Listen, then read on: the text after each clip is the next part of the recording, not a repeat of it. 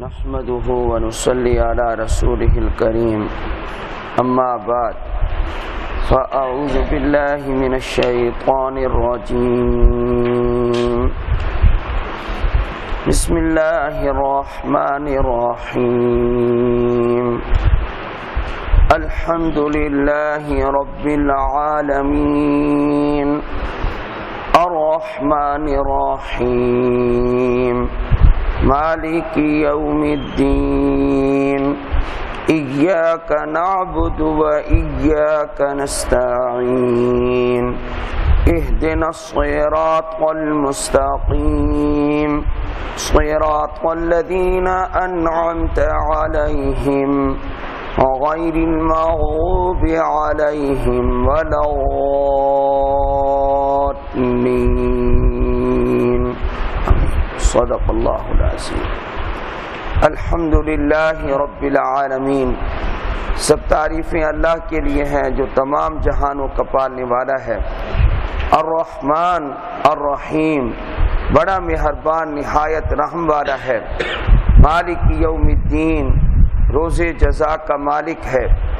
ایاک نعبد و ایاک نستعین، ہم تیری ہی عبادت کرتے ہیں اور تجھ سے ہی مدد طلب کرتے ہیں۔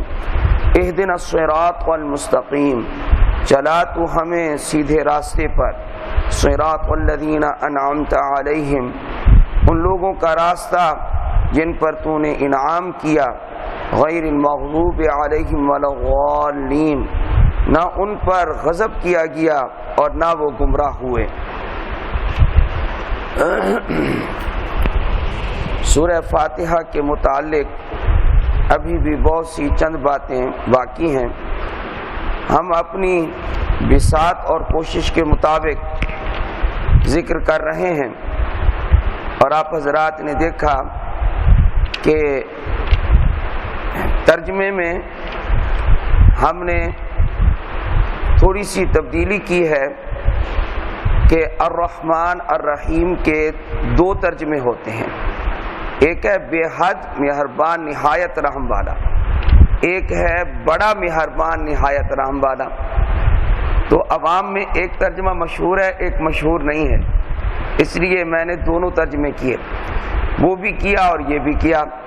وہ بھی میں نے آپ کو کل تک سنایا اور یہ ترجمہ بھی کر کے دکھایا کہ کہیں ایسا نہ ہو کہ آپ حضرات اردو ترجمہ دیکھیں اور اردو ترجمہ دیکھ کر اس کا کوئی ایک حرف ادھر ادھر کا آپ یہ سوچیں کہ وہ تو نہیں آیا، اس لیے میں نے آج وہ ترجمہ بھی کر دیا تاکہ عوام جو ہے وہ مطمئن رہے کہ قرآن کریم اصل یہ جو تراجم ہیں یہ ترجمہ کیا جاتا ہے عربی صرف و نحو کو اور عربی لغت کو دیکھ کر، کیونکہ یہ عربی زبان ہے۔ تو اس لیے آپ قرآن کریم کے تراجم اٹھا کر دیکھیں گے، ہر ایک نے الفاظ میں اگرچہ تھوڑی سی تبدیلی ہوگی لیکن مفہوم سب کا ایک ہی ہوگا، مفہوم سب کا ملتا جلتا ہوگا۔ اسی طرح صراط الذین انعمت علیہم، اس کے دو ترجمے ہیں، ایک یہ ہے کہ ان لوگوں کا راستہ جن پر تو نے انعام کیا، نہ ان لوگوں کا راستہ جن پر غضب ہوا، اور نہ گمراہوں کا راستہ، یہ میں نے کل کیا۔ آج آپ دیکھیں کہ میں نے ترجمے میں یہ ذکر کیا کہ ان لوگوں کا راستہ جن پر انعام ہوا، نہ ان پر غضب کیا گیا اور نہ وہ گمراہ ہوئے۔ اب دیکھیں ترجمے میں تھوڑی سی تبدیلی ہے لیکن مفہوم سب کا یہ ایک ہی ہے۔ اس لیے یہ آپ حضرات کی خدمت میں عرض کروں گا کہ تراجم میں اردو تراجم ہے، ایک دوسری زبان میں ایک ترجمہ ہے، اصل زبان تو عربی زبان ہے، تو اس کے الفاظ کو دیکھ کر اس کے مفہوم کو برقرار رکھنا چاہیے کہ مفہوم اس کا مکمل ادا ہوتا ہے یا نہیں۔ اسی طرح آپ نے دیکھا کہ اہدنا الصراط المستقیم کا ترجمہ میں یہ کر رہا ہوں کہ ہمیں سیدھے راستے پر چلا، اور آپ دیکھیں گے کہ کہیں یہ لکھا ہوا ہوگا کہ ہمیں سیدھا راستہ دکھا۔ یہ سیدھا راستہ دکھا، راستہ ان لوگوں کا جن پر تو نے انعام کیا، تو دکھانا بھی ہے چلانا بھی ہے، لیکن ان میں زیادہ جو راجح ترجمہ ہے وہ ہے چلا، اے اللہ ہمیں سیدھے راستے پر چلا۔ تو اس لیے مجھے کبھی کبھی تھوڑی یہ سوچ آتی ہے کہ کہیں ایسا نہ ہو کہ اردو ترجمہ آپ اٹھا کر ایک دیکھنا شروع کریں اور ادھر آ کر سنیں اور آپ کو یہ پریشانی ہو کہ آج تو مولوی صاحب نے وہ لفظ نہیں بولا جو میں پڑھ کے آیا ہوں یا میں سوچ کے آیا ہوں یا مجھے یاد ہے، تو میں نے سارے ترجمے آپ کے سامنے ذکر کر دیے ہیں۔ میرا خیال ہے آپ اس بات کو اچھے طریقے سے سمجھ گئے ہوں گے کہ اصل مفہوم کو پیش نظر رکھنا چاہیے، مد نظر رکھنا چاہیے۔ لیکن اگر آپ حضرات واقعتاً علم صرف، علم نحو اور اسی طرح ادب عربی سے اگر واقف ہوتے تو آپ حضرات کو ذرا برابر بھی پریشانی نہ ہوتی کیا کہ یہ کی کا یا دیکھنا یا چلانا اس میں ایک فرق کیوں آ جاتا ہے۔ یہ فرق والی بات نہیں، مفہوم سب کا ایک ہی ہے۔ اللہ جل جلالہ کے 5 نام آئے تھے۔ اب ہم تھوڑا منتقل ہوتے ہیں ایک اور آیت کی طرف۔ فرمایا ایاک نعبد و ایاک نستعین۔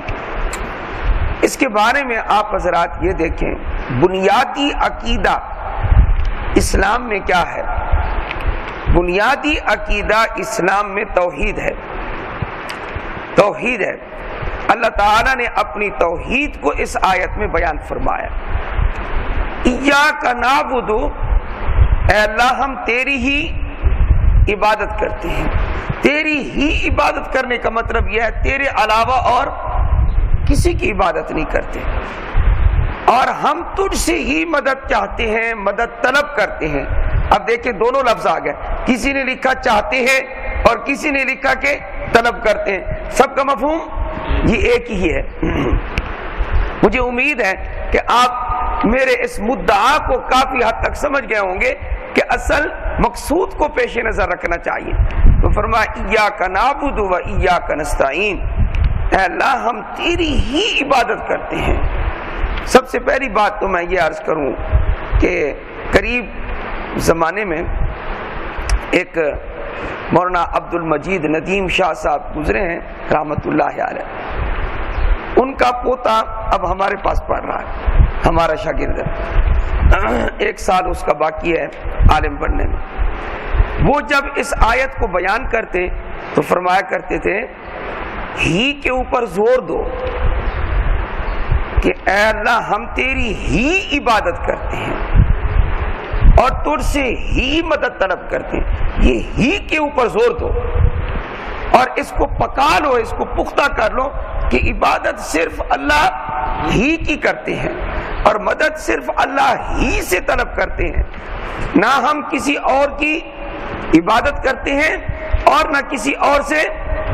اور یہ فرمایا کرتے تھے ہی بولو تو ہی پر زور دے کے بولو، کیوں؟ اس لیے کہ ہو سکتا ہے کہ کوئی بھی کا بیمار بیٹھا ہو، کچھ بھی کے بیمار بھی ہوتے ہیں۔ کیا اے اللہ ہم تیری بھی عبادت کرتے ہیں، بتوں کی بھی عبادت کرتے ہیں، گھوڑے کی بھی عبادت کرتے ہیں، قبروں کی بھی عبادت کرتے ہیں۔ تو فرمایا ہی کے اوپر زور دو تاکہ بھی والی بیماری یہ نکل جائے، کہیں بھی والا کام شروع نہ ہو جائے۔ اللہ کو کون سی عبادت پسند ہے؟ جو ہی والی ہو۔ صرف کس کی عبادت کی جائے؟ ہاں اللہ کی۔ ایاک نعبد و ایاک نستعین۔ قاضی بیضاوی اور اسی طرح امام جلال الدین محلی رحمہ اللہ، ایک سیوطی ہیں ایک محلی ہیں، تمام مفسرین نے عربی زبان میں جو اس کا ترجمہ کیا وہ یہ نخصک بالعبادہ، اے اللہ ہم عبادت میں تجھے خاص کرتے ہیں، تیری تخصیص کرتے ہیں، اور کوئی لائق ہے ہی نہیں عبادت کے۔ نبی کریم صلی اللہ علیہ وسلم نے فرمایا مجھے سجدہ نہ کرو، اگر غیر اللہ کو سجدہ جائز ہوتا تو میں عورت کو حکم دیتا کہ وہ اپنے خامند کو سجدہ کرے، لیکن غیر اللہ کو سجدہ جائز نہیں، اس لیے فرمایا صرف اور صرف عبادت کرنی ہے تو اللہ کی کرو۔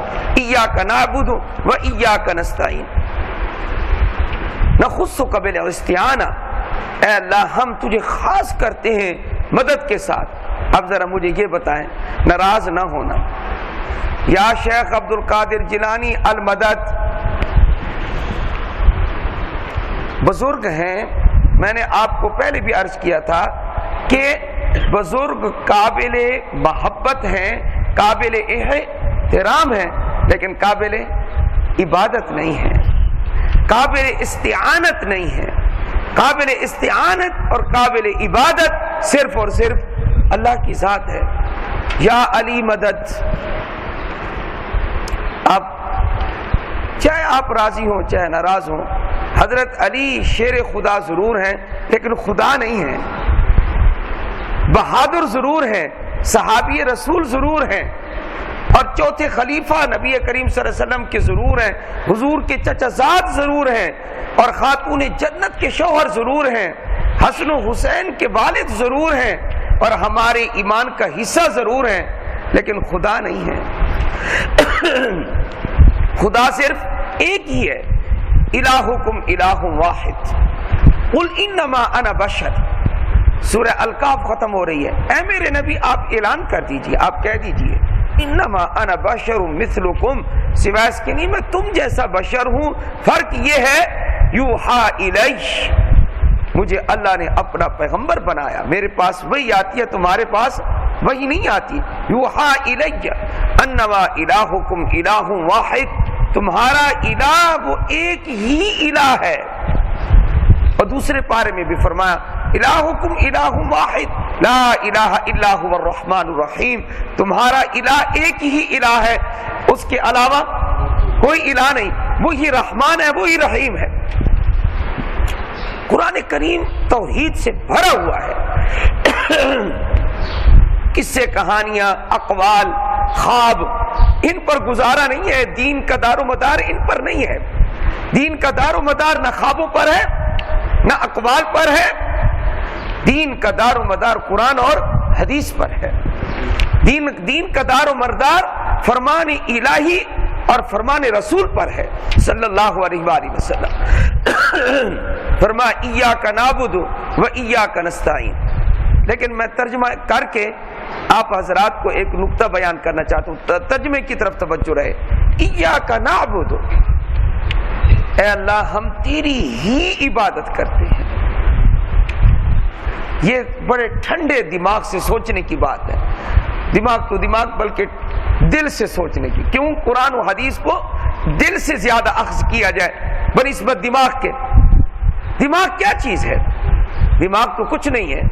دماغ ڈاما ڈول ہو جاتا ہے. دماغ کی حالت بتاؤں آپ کو جی. کیا آپ تیز گاڑی چلا رہے ہو تو آپ کا دماغ کہے گا یہ درخت بھاگ رہے ہیں، درخت بھاگ رہے ہیں. درخت بھاگتے ہیں جی؟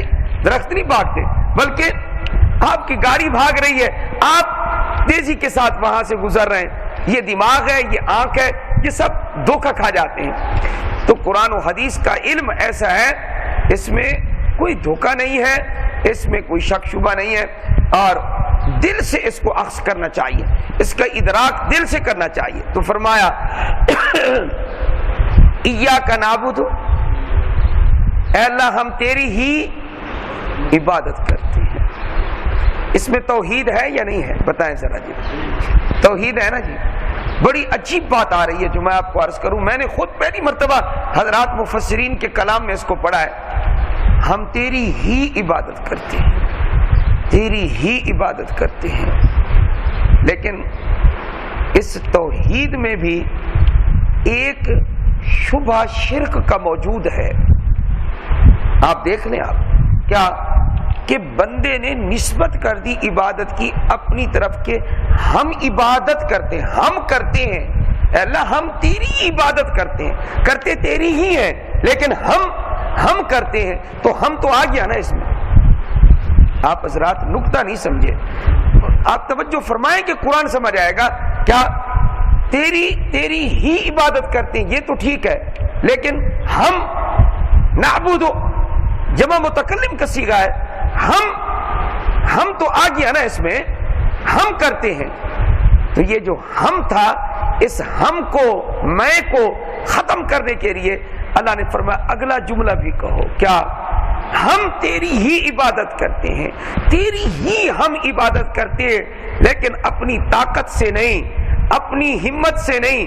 ایاک نعبد و ایاک نستعین. اور اس عبادت پر بھی ہم تجھ سے ہی مدد طلب کرتے ہیں. تیری مدد کے بغیر تو ہم تیری عبادت کر ہی اب جا کر توحید پوری ہوئی ہے. تو توحید ایاک نعبد و ایاک نستعین کے مجموعے سے پیدا ہوتی ہے. اے اللہ ہم تیری ہی عبادت کرتے ہیں لیکن اس عبادت کرنے پر بھی تیری مدد حاصل کرتے ہیں. کوئی کام ہم تیری مدد کے بغیر نہیں کر سکتے. توحید بھی ہم تیری مدد کے بغیر دل میں نہیں رکھ سکتے, سجدہ بھی نہیں کر سکتے, رکوع بھی نہیں کر سکتے. اے اللہ تیری حمد و ثنا بھی نہیں کر سکتے جب تک تیری مدد شامل حال نہ ہو ہمارے.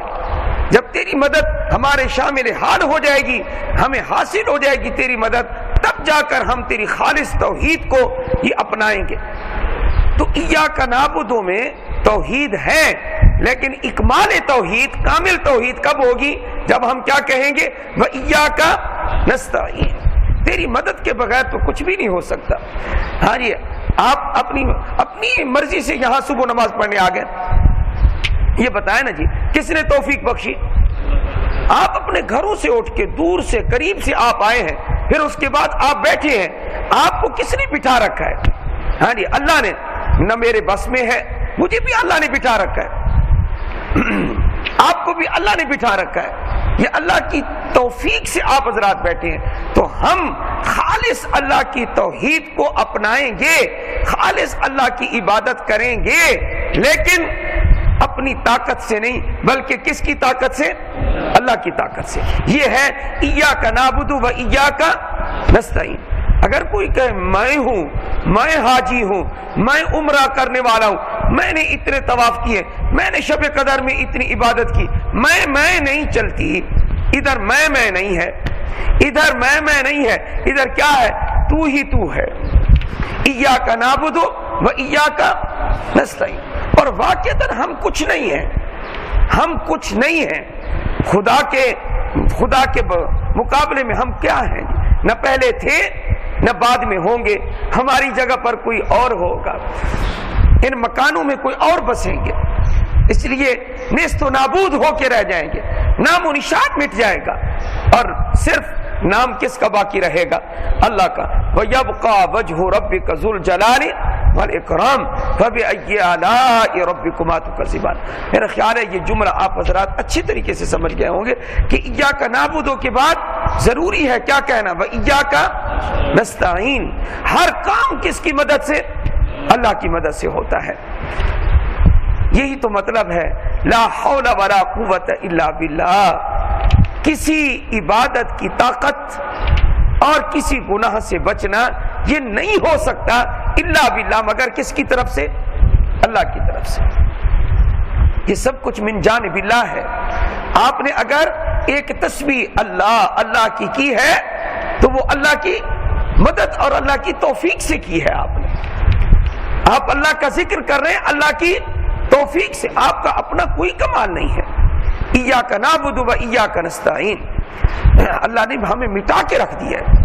اللہ نے کہا تم کچھ نہیں ہو, یہ جو کچھ ہے میرا فضل ہے, میرا کرم ہے, میرا احسان ہے تمہارے اوپر. یہ بڑی حقیقت ہے.